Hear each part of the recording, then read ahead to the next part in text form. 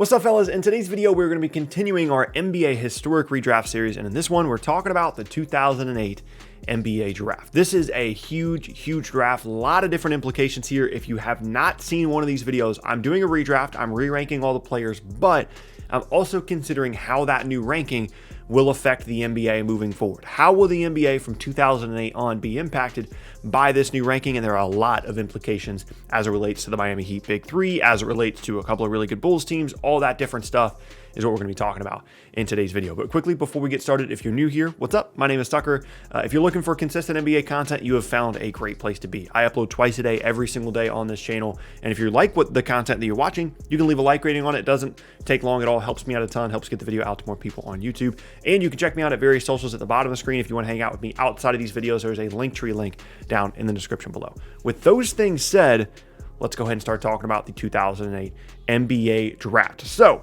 first up, we have the Chicago Bulls. And of course, initially they went with Derrick Rose, and through the first couple years of his career, it looked like there was going to be no other selection in this redraft. Unfortunately, the injury issues, took that away from Derrick Rose, and he did end up winning an MVP. An interesting Hall of Fame case moving forward, by the way, is Derrick Rose. He would be the only MVP to not make the Hall of Fame if he does not make it. But regardless, with the first overall pick, Chicago will not be selecting Derrick Rose. They will be selecting Russell Westbrook. And this might come as a bit of a surprise because I have not necessarily been a huge Westbrook guy, but as a whole, when you look at this class, he has been the best player in the class. And there's not a huge impact on the long term of the NBA here because Chicago does not, make any finals with Rose, and it's a relatively short stint there in which Chicago was really good with Derrick Rose.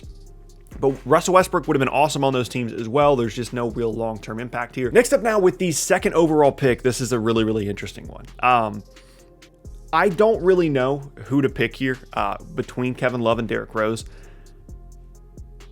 I'm going to go with the peak, which would be Derrick Rose going second overall. And if you want to make the long-term case for Kevin Love, that's fine. But like Derrick Rose being an MVP caliber player when healthy in the early part of his career kind of necessitates him being the second overall pick here. And it's, of course, the most fun outcome because Miami makes this selection. They get Derrick Rose. They're good.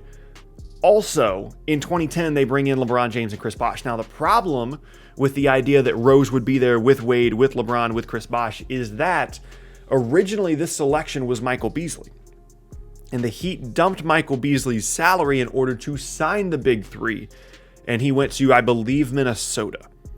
So the problem here is Derrick Rose is really good initially. And one of two things happen. Either he's so good so quickly that LeBron and Chris Bosh don't want to go to Miami because they think it's already Derrick Rose's team or whatever the case may be, or they figure out a way to take a massive pay cut so that they can keep Derrick Rose, or Rose gets signed and traded to either Toronto or Cleveland in exchange for LeBron or Bosh.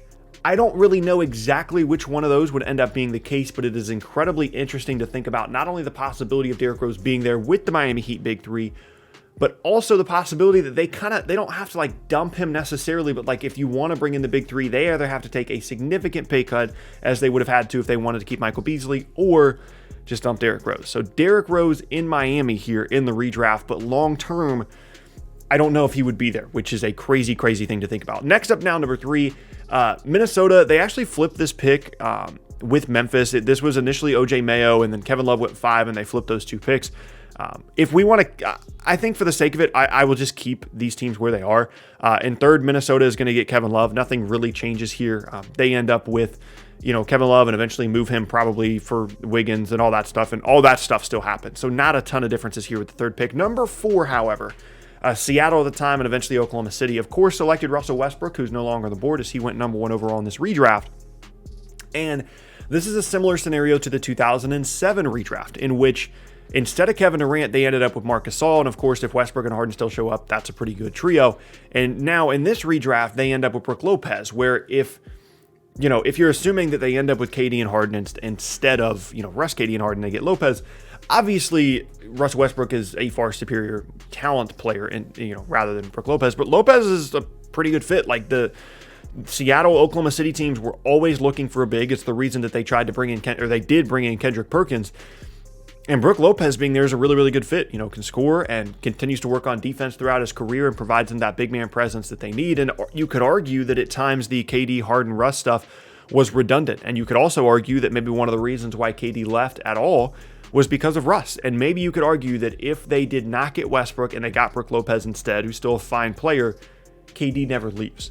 I'm not sure if that's actually the case. I don't know if I really want to go all the way with that one, but I think you could make that a pretty compelling argument there for Seattle. Number 5 now, Memphis. Initially, this pick was Kevin Love and then flip for OJ Mayo. Memphis, however, here is going to be getting DeAndre Jordan. And in terms of how this impacts things long term, Marc Gasol is in Memphis at this point, as is Hasheem Thabeet, I believe. So this isn't a great fit, but of course this is the re-ranking. If you want to make the case that they still flip these picks and DeAndre ends up in Minnesota, that's fine. That's also a weird fit though, with Al Jefferson there.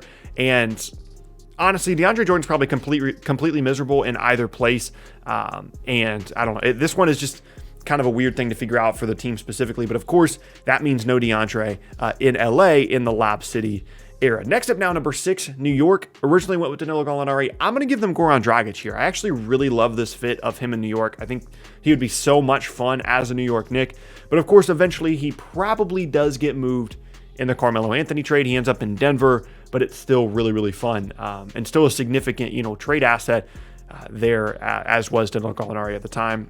Although if the career tracks the same way, maybe doesn't hold as much value, but still an interesting fit there. Number 7 now, the LA Clippers, who originally selected Eric Gordon, and of course eventually made the Chris Paul trade, and Eric Gordon was a part of that. They don't have Eric Gordon here, although he is available, because I'm going to give them Serge Ibaka, and this is significant for a few reasons.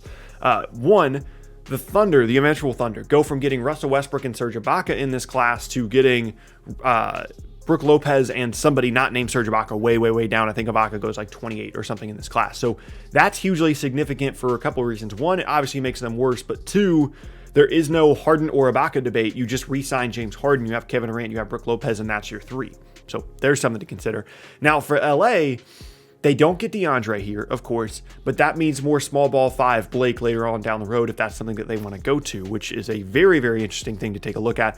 But also, Ibaka probably ends up in New Orleans if they still make the Chris Paul trade. Now, if they don't have Eric Gordon here and Serge Ibaka at the time of the trade was not as good of a player as Eric Gordon was at the time of the trade, who was coming off a really, really good season, either the Chris Paul thing doesn't happen to the Clippers and he ends up on the Lakers, or they have to give up even more assets than they did, in addition to, in this case, Ibaka and Al-Farouq Aminu and whatever else they gave up in that. So huge implications on the Chris Paul trade here, because Eric Gordon is not an LA Clipper and Serge Ibaka is. Next up now, number 8, Milwaukee is going to get Roy Hibbert. Really, really good player for a couple years there in Indiana, and kind of just completely fell off the map afterwards.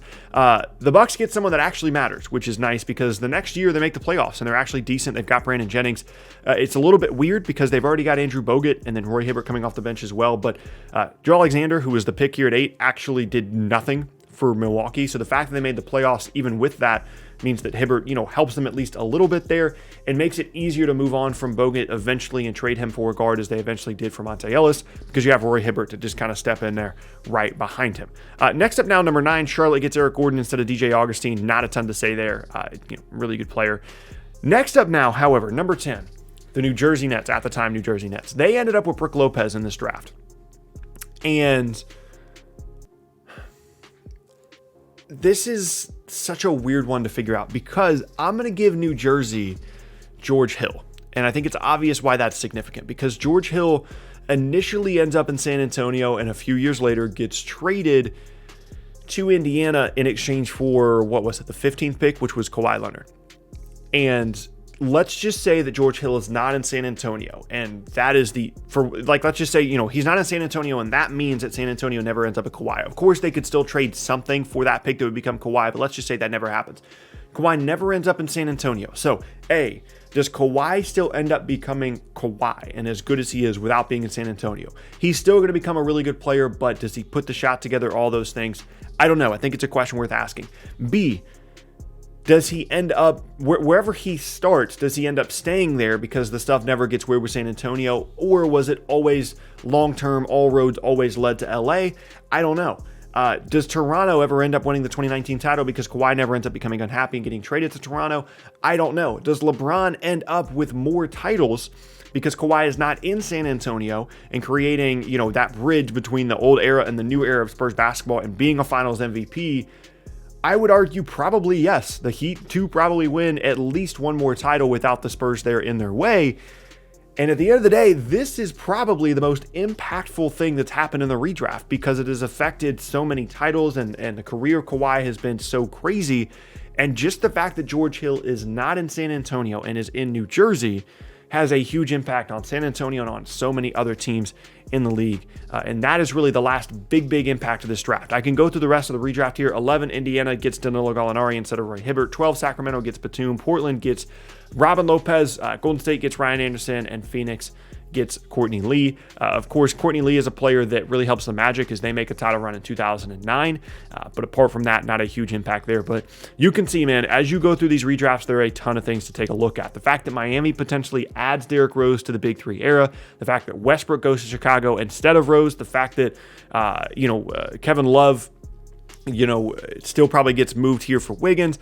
Lopez going to Seattle/OKC instead of Westbrook, but it kind of fits. And then there's no Ibaka. That means there's no Harden Ibaka debate. And then if, maybe we're still sitting here and Seattle still has, or Oklahoma City still has, Harden, Durant, and Lopez. That's all a possibility. And then of course the George Hill, Kawhi stuff. Crazy stuff from this redraft here in 2008. And that is going to be the end of today's video. Hope you guys enjoyed the video. If you did, you can check out more videos from me at the boxes on screen, as well as the channel as a whole, where you can sub to for that twice a day content every single day. You can leave a like rating on the video as well if you enjoyed it, and you can check me out at various socials in that link tree down in the description below. With all those things said, hope you guys have an awesome rest of your day, and I will see you all next time.